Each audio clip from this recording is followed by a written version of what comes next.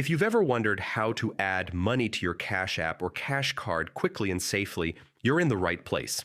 In this video, I'll walk you through the exact steps to deposit cash, whether you're at Walmart, 7-Eleven, or any of the many supported stores, and get that money available instantly on your Cash Card. Stick with me until the end so you don't miss the tips that will save you time and hassle. First, open your Cash App and tap the bank icon in the bottom left corner. Then select Paper Money. The app will ask for location permissions. Then make sure to allow it so you can find participating stores near you.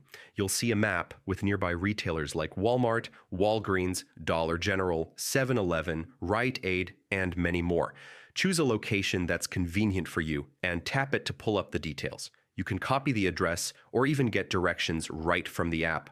Once you've picked a location, head to the store with your phone.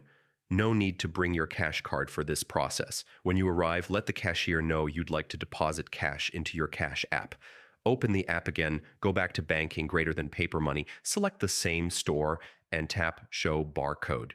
The cashier will scan this code and you can hand them the cash. You can deposit as little as $5 and up to $500 per transaction with a small $1 fee for each deposit. If you want to add more than $500, you can complete one transaction, generate a new barcode, and repeat.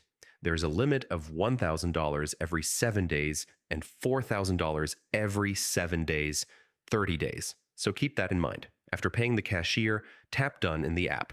Your money will usually show up instantly in your Cash App balance, and it's immediately available on your Cash Card to spend or transfer.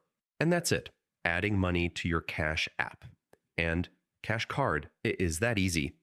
If you found this tutorial helpful, make sure to hit that like button and subscribe for more quick Cash App tips.